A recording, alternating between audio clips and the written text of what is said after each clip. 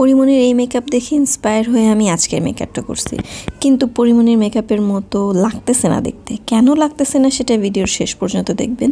এখন আমি আপনাদেরকে দেখাই আমি আজকের মেকআপটা কিভাবে করছি। তো প্রথমেই আমি লেন্স পরে নিছি। লেন্সের শেড হচ্ছে ওশান গ্রে KSSI এর।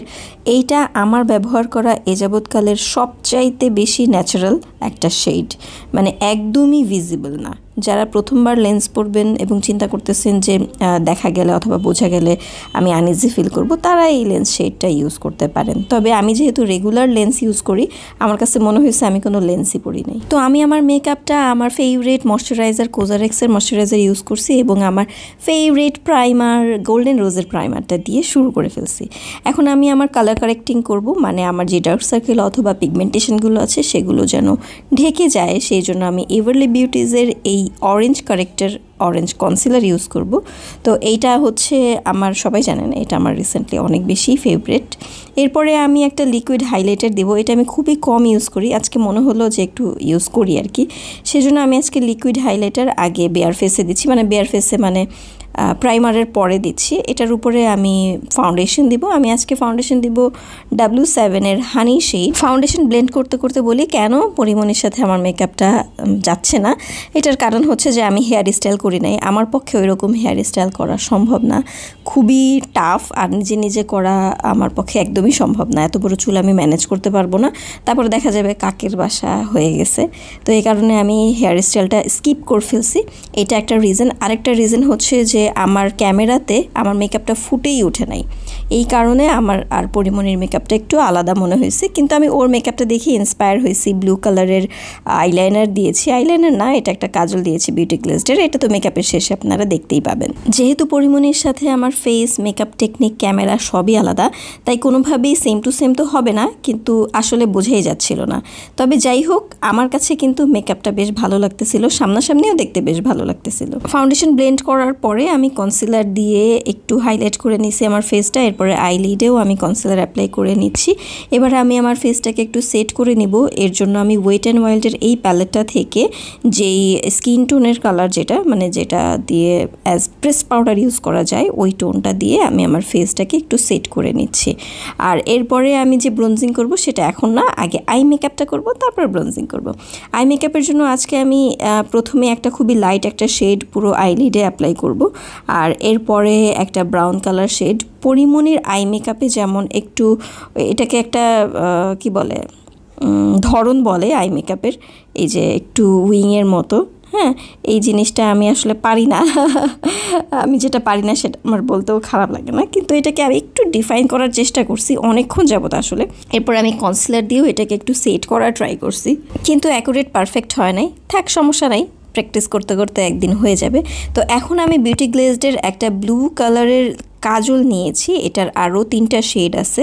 তো আমি আজকে ব্লু কালারটা ইউজ করব, যেভাবে পরিমণিও একটা ব্লু কালারের আইলাইনার অথবা কাজল অ্যাপ্লাই করছে। তো আমি আমার কাজলটা অ্যাপ্লাই করে নিছি। বাস্তবে এটার রং খুবই সুন্দর গাঢ় দেখা যাচ্ছিল, কিন্তু ক্যামেরাতে ওই ব্লুটা দেখা যাচ্ছে না, যেই ব্লুটা আসলে আমি চাচ্ছিলাম। কিন্তু সামনাসামনি ব্লুটা একদম পারফেক্ট, খুবই সুন্দর লাগছিল। তো এবার আমি আমার চোখের নিচে একটা নুড কাজল দেব, এবং সেটা গোল্ডেন রোজের। আর গোল্ডেন রোজের আমার এই কাজলটা দেখলাম, খুলিয়ে দেখলাম ভেঙে গেছে, তারপরে এটাকে শার্প করে অ্যাপ্লাই করলাম। আই মেকআপ মোটামুটি শেষ। এবার আইল্যাশটাকে একটু কার্ল করে নিচ্ছি। আইল্যাশটা কার্ল করার সময় আমি সব সময় আলসামি করি, বেশি সময় নেই না। আজকে ভাবছি যে বেশি সময় নিয়েই কার্ল করব। আইল্যাশ কার্ল করা হয়ে গেলে আমার পছন্দের এসেন্সের মাস্কারাটা অ্যাপ্লাই করব।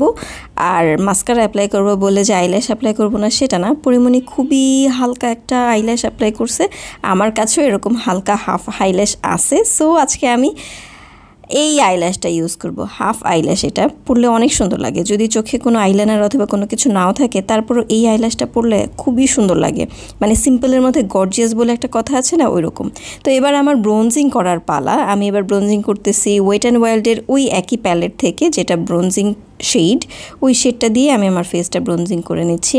নাকটা আমি কখনোই কিছু করি না, কিন্তু আজকে মনে হলো যে নাকটা আর একটু শার্প দেখানো উচিত, তাই নাকটাকেও একটু শেপ দিয়ে দিলাম। এই দেখেন, আমি আমার চিরাচরিত টেকনিকের যেই ব্লাশ প্যালেট আছে সেটা থেকে বের হয়ে আজকে আমি অন্য একটা শেড অ্যাপ্লাই করতেছি। এই ব্লাশ প্যালেটটা আমার কাছে অনেক দিন যাবত তো আজকে মনে হলো যে একটু ব্রাউনি ব্রাউনি যেহেতু লুকটা, সো আমার এই শেড মানে এই ব্লাশটা আমার ইউজ করা উচিত। এবার আমি আমার ফেসে হাইলাইটার ইউজ করতেছি। যতই আমি ফাউন্ডেশনের নিচে হাইলাইটার দিই না কেন, আমি যদি ফাউন্ডেশনের উপরে টেকনিকের হাইলাইটার না দিই আমার পেটের ভাত হজম হবে না। সো এখন ঠোঁটে চলে যাচ্ছি। ঠোঁটে আমি প্রথমেই দিব বিউটি গ্লেজডের একটা লিপ লাইনার, এরপর একটা লিপ অয়েল। এটার শেড হচ্ছে ফিউজ, মনে হয় 106। এটার ভিডিও তো আমি অলরেডি পোস্ট করে দিছি। এই লিপ কম্বোটার খুবই সুন্দর।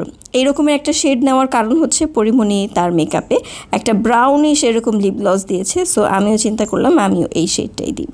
মেকআপ করার সময় চুলটা খোপা করা ছিল, তো এখন আমি চুলটা খুলে নিলাম। আসলে আমার এনার্জি হচ্ছে না যে আমি চুলটার কিছু করব, তাছাড়া আমি কখনোই কিছু করি না। আজকে একদম বেশি একটু ফাঁকিবাজি করে নিলাম। নাকটা খালি রাখতেছিল, একটা ছোট্ট নাকফুল দিয়ে নিলাম। এই ছোট্ট নাকফুলটা আমার খুবই পছন্দ, আর তার মধ্যে পরিমণিও এরকম একটা ছোট্ট নাকফুল পরেছে, তো আমি একটু মিল রাখার জন্য আমি এরকম ছোট্ট একটা নাকফুল পরলাম। আর চুল ঠিক করতে করতে আমি সুন্দর করে একটু পোজও দিতে পারি নাই। পুরাটা টাইম আমি শুধু চুল ঠিক করে গেছি, একটা যে সুন্দর করে পোজ দেওয়া, একটু স্টাইল করা, এগুলো কিছুই করতে পারি নাই। তারপর ভাবলাম আমার লাইটটা নিয়ে একটু ঢং করি। ঢং যাই করি না কেন, আপনারা বলেন আমার মেকআপটা কেমন হয়েছে। ঠিক আছে, পরিমণির মেকআপের সাথে কম্পেয়ার করলে হয়তো বা কিছুই বোঝা যাচ্ছে না বা হয় নাই, কিন্তু যদি আমার সাথে আমাকে কম্পেয়ার করেন তাহলে বলেন তো মেকআপটা কেমন হয়েছে। ভালো থাকবেন সবাই, আল্লাহ হাফেজ।